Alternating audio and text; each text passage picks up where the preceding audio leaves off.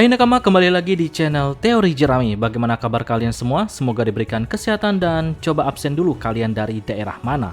Sebelum masuk ke pembahasan, jangan lupa like, subscribe, dan aktifkan lonceng notifikasinya agar tidak ketinggalan video terbaru kami. Kalau sudah, terima kasih. Pada video kali ini kami akan membahas spoiler lengkap One Piece chapter 1153 yang akan menunjukkan kepada kita kemalangan seorang Loki yang terlahir dengan mata iblis. Oke, tanpa berlama-lama lagi, mari kita bahas bersama-sama.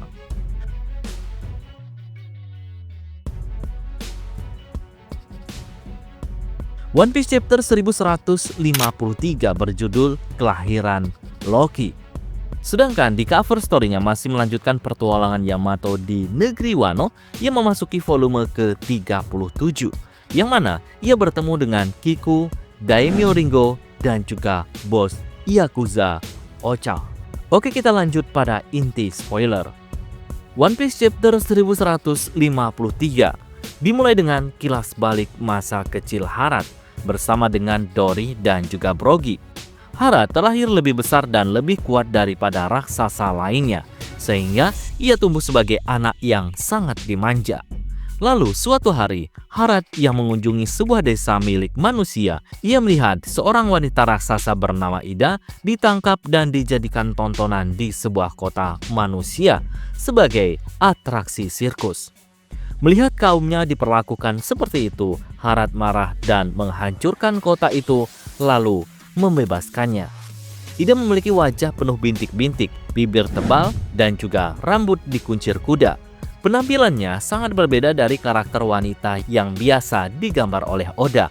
Nah, di sini Ida bertanya siapa raksasa yang telah menghancurkan desa. Harat dengan penuh percaya diri berkata bahwa tidak perlu berterima kasih. Aku ini adalah Raja Harat.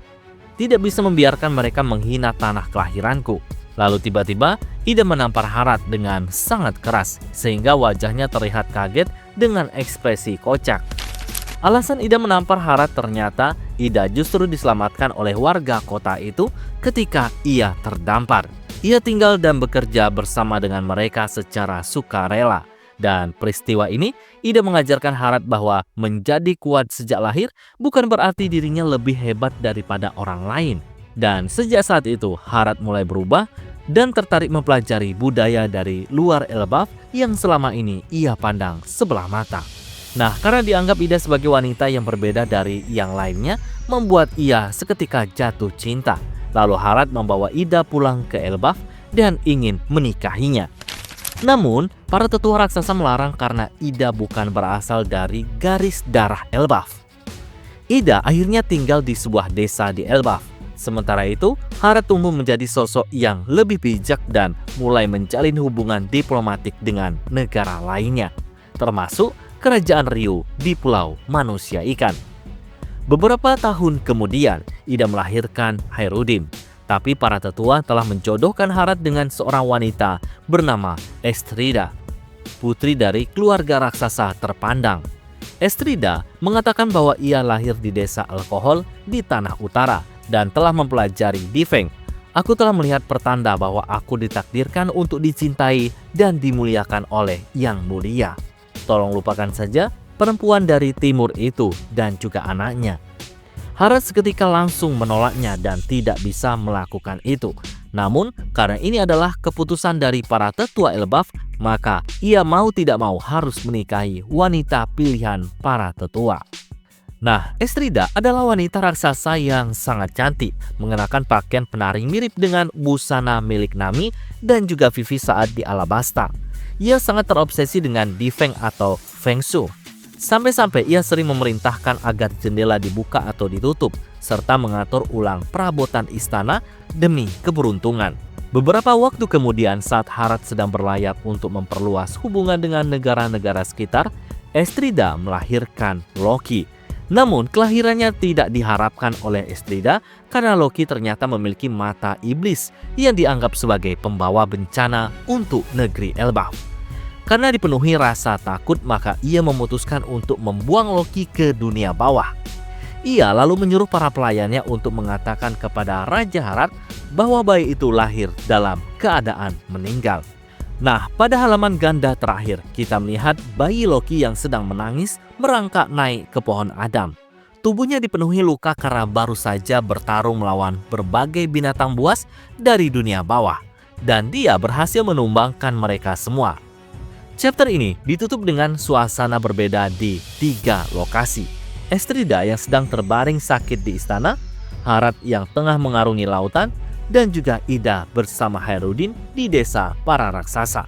Lalu narator berkata, dari saat Ratu Estrida jatuh sakit.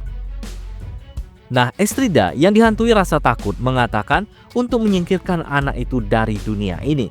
Ini sudah diramalkan bahwa sebelum ia lahir, bahwa suatu hari nanti Raja Harad akan dibunuh oleh anak kandungnya sendiri. Namun perkataan itu tidak terlalu dipercaya oleh prajurit, yang mana salah satu prajurit meminta sang ratu untuk tidak mengulangi terus omong kosong itu lagi. Lalu narator melanjutkan perkataannya, hingga Harad yang berselisih memikirkan batas yang memisahkan negara-negara. Harad yang tampaknya marah dan juga bingung berkata bahwa pemerintah dunia menghalangi lagi. Kenapa negara-negara tidak bisa bergerak bebas? Di sisi lain kita melihat kebaikan seorang Ida. Ia merawat Loki yang sebelumnya dibuang ke dunia bawah. Ida tahu Loki adalah anak Harad juga. Maka Ida meminta Hairudin untuk menyayanginya karena Loki adalah adiknya. Namun Hairudin menolaknya sambil berkata bahwa dia bukanlah adikku dan juga bukan anak ibu. Ida dengan penuh kesabaran tetap berusaha untuk membuat kedua anak itu akur dan hidup bersama. Lalu narator mengakhiri chapter ini dengan sebuah kalimat. Sejak saat ini, setiap bencana yang menimpa Elbaf dikenal sebagai bagian dari kutukan Loki. Oke, sekian dulu pembahasan kita kali ini. Nantikan pembahasan menarik lainnya pada video selanjutnya. Dan kabar buruknya minggu depan, manga One Piece harus kembali libur.